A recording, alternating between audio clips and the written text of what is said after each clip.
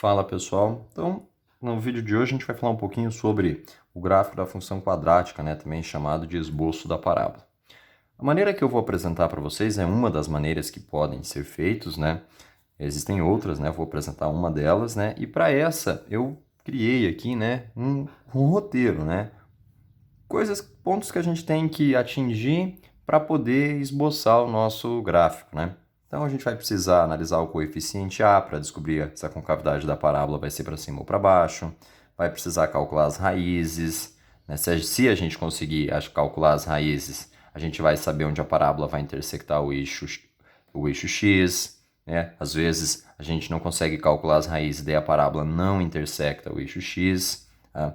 A gente calcular o vértice para saber se é um ponto de máximo, um ponto de mínimo.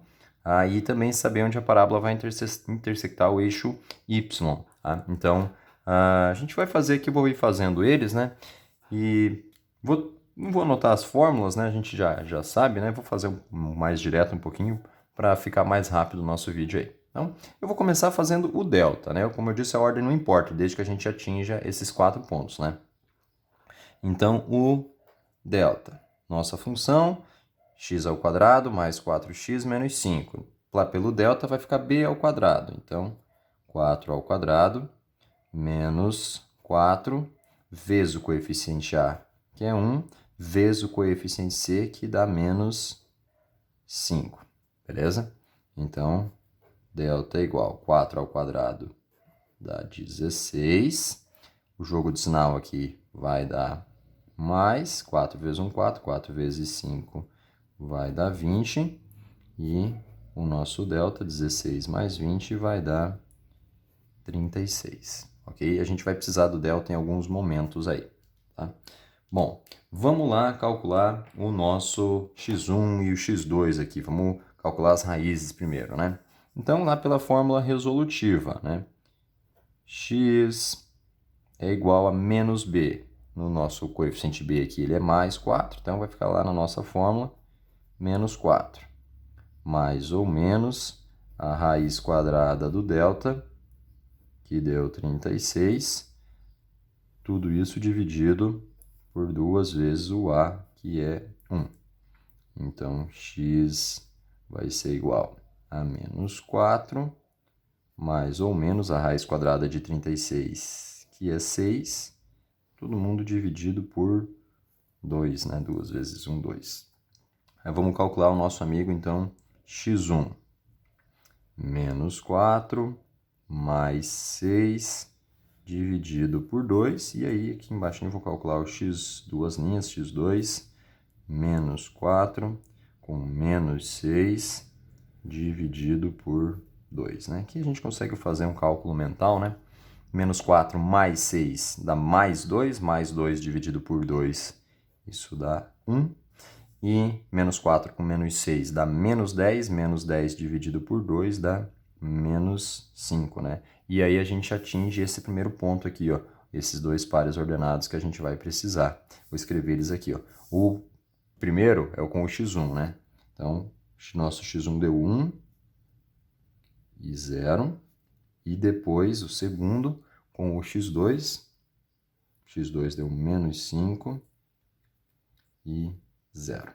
Beleza? Então, esse ponto aqui, ó, de achar as raízes lá, a gente conseguiu calcular as raízes, então a nossa função vai interceptar o nosso eixo x, A gente poderia, numa outra situação, poderia não ter conseguido calcular aqui, por exemplo, se o delta tivesse dado negativo, a função não interceptaria o x, mas seria possível do mesmo jeito esboçar o gráfico. Nessa situação aqui, a gente vai interceptar, beleza?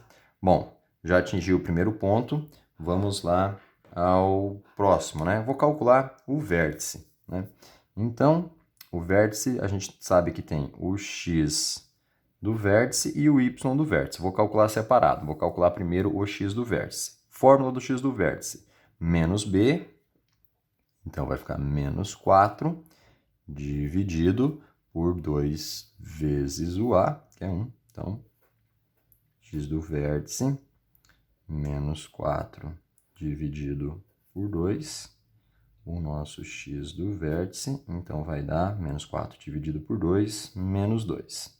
fazer aqui do ladinho, o y do vértice. Vou segurar aqui minha folha para não cair. Y do vértice menos delta. Então, de novo, a gente usando o nosso delta aqui, que deu 36. Então, menos 36 dividido por 4 vezes o coeficiente A, que é 1.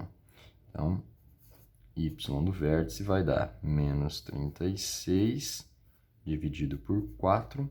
Então, o y do vértice, 36 dividido por 4 dá 9 e o jogo do sinal dá menos. Então, logo, a gente conclui aqui que o nosso vértice é o par ordenado menos 2, que é o x do vértice, e o menos 9, que é o y do vértice. Então, a gente atingiu esse segundo ponto aqui, ó, tá? Aparentemente, né, como é valor negativo, vai ser um ponto de mínimo, né? Mas vamos fazer aqui, ó, agora a análise do nosso coeficiente A, só para ter certeza, né?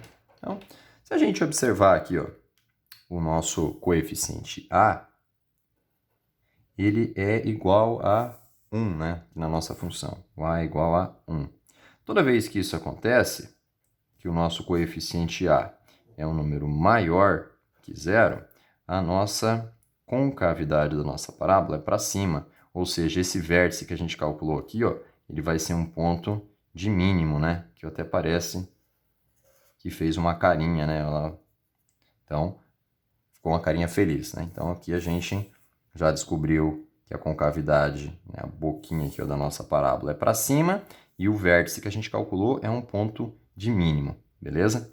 Falta quem ainda? Falta a gente descobrir onde que a nossa parábola vai interceptar o eixo y, né? Que é o nosso último ponto que está descrito aqui no nosso roteiro, né? Então, sempre vai ser em 0 e c, né? O que é o c? O coeficiente c, né? Vou anotar aqui do lado, né?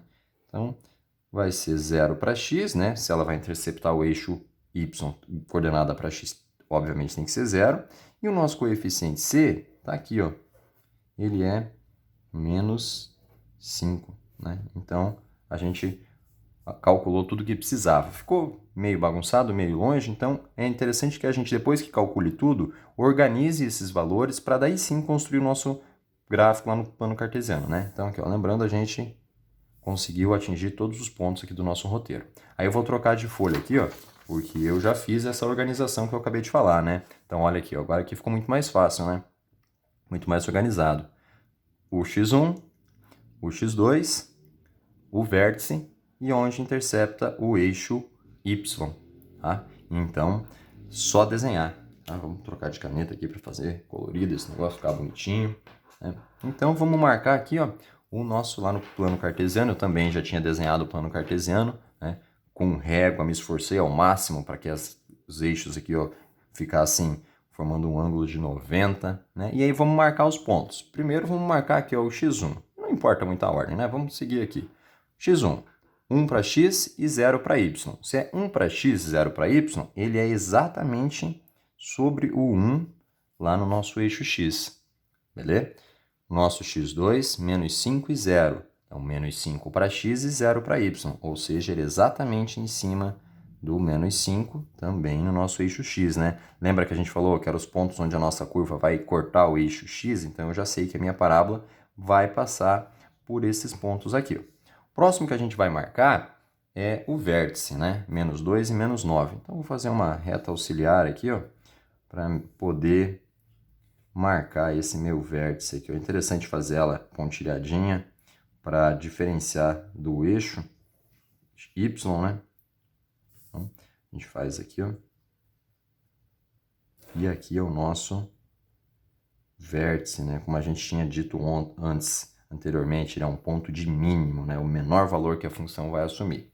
Falta ainda marcar onde ela vai cortar o nosso eixo y. Então, 0 para x e menos 5 para y. Se é 0 para x, o ponto é que é exatamente em cima do menos 5. Pronto, marcamos os nossos 4 valores. Agora é hora de a gente, de fato, esboçar a nossa parábola, né? Com a prática, a gente vai conseguir desenhar uma parábola legal. As primeiras não saem tão bonitas, mas a gente consegue fazendo, tá? Fazendo aqui a mão livre mesmo, né? É mais fácil. Então, ficou um ladinho aqui, ó.